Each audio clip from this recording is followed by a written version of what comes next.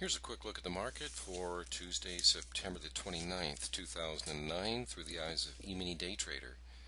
We had mentioned yesterday that we were anticipating continuation up. By the way, this is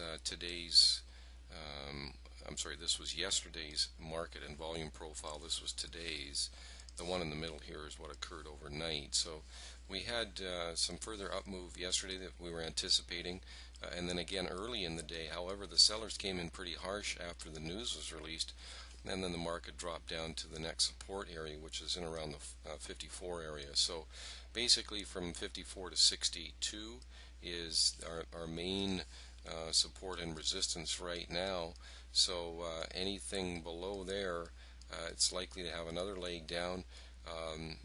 Next level would be around 48 and then down to 36. Up here, should it come above, we're probably looking at even as high as 74.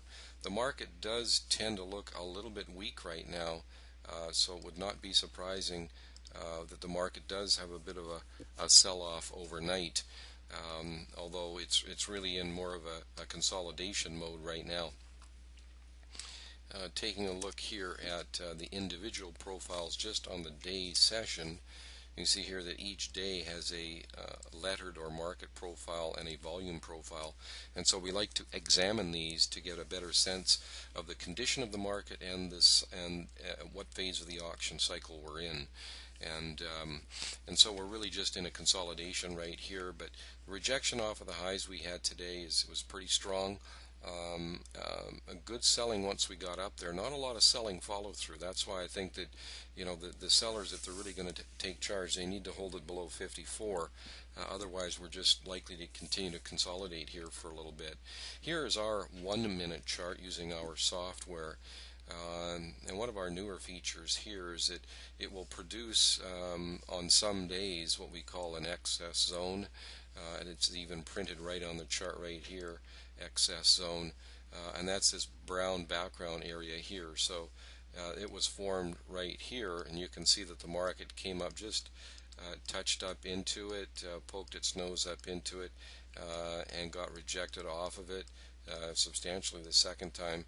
And when it came up later in the day, you can see it actually hit it right to the tick here, and then another once again a secondary test, moved down a little bit the first time, and a more pronounced move down the second time. So as far as our trades were concerned, we had a nice short right in here on a bit of a pullback. So we got short right in here, had a nice move down here for 2 1/4 points, so that worked out nicely. We then also tried to get short again in what we did in here. It hit our first objective, and so it turned out to be a break-even trade. And then we had one more fairly aggressive trade in here off of that deceleration, hit our first objective, ended up with a break-even on these two trades, on the second and third trades here today. But the first trade worked out very nicely here, hitting our first two objectives and up at 2 1/4 on the final partial on that. So a pretty good day for trading, even though it was pretty volatile there in the morning when that news was released, and and sold off pretty harshly. So I think we're going to have to watch that 54 area. 53.25 was today's low. I expect that that'll get tested overnight. If it doesn't and then holds, we could be in for a bounce tomorrow. So there is news tomorrow, so be careful of that as well. Okay, that's a quick look. Any questions or comments, please get a hold of us at info@eMiniDayTrader.com. Questions or comments are always welcome. Look forward to hearing from you. So that'll be it. Look forward to seeing you tomorrow. Bye for now.